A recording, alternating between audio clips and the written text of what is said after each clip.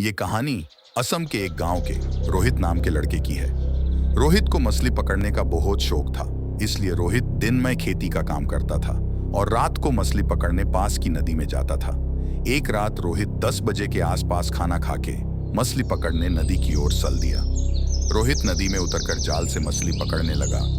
उस दिन रोहित को बहुत सारे मछली मिल रही थी, इसीलिए रोहित बहुत खुश था।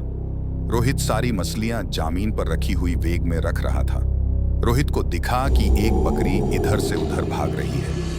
रोहित ने ज्यादा ध्यान नहीं दिया। ऐसे ही कुछ समय बीत गया।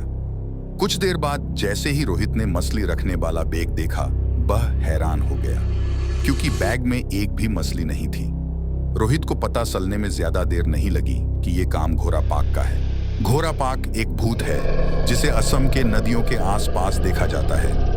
घोड़ा पाक पानी के आसपास रहता है और उसे मछली खाना पसंद होता है। घोड़ा पाक दिखने में आधा इंसान और आधा घोड़े जैसा होता है।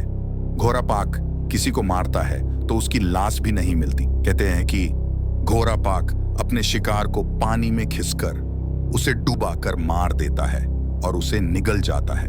रोहित को डर लगने लगा। घोड़ा पाक ने रोहित को इसलिए अब तक कुछ नहीं किया था क्योंकि घोड़ा पाक अब तक रोहित ने पकड़ा हुआ मछली खा रहा था। रोहित को दूर 2 लाल आंख दिखी जो उसे ही घूर रही थी। रोहित ने ईश्वर का नाम लिया और भागने लगा।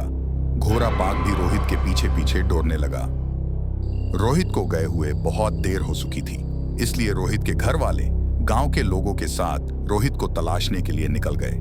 बहुत देर ढूंढने के बाद रोहित बेहोशी की हालत में पड़ा मिला। रोहित को पास की हॉस्पिटल में ले जाया गया। रोहित को जब होश आया, उसने सारी बात खुल के बताया, पर रोहित बच नहीं पाया। 7 दिन के बाद उसकी मौत हो गई। कहा जाता है कि घोड़ा पाक को देखना बहुत मुश्किल होता है और कोई उसे देखने के बाद बच जाए ऐसा कम ही होता है। होगा जहाँ पे अंधेरे का सवेरा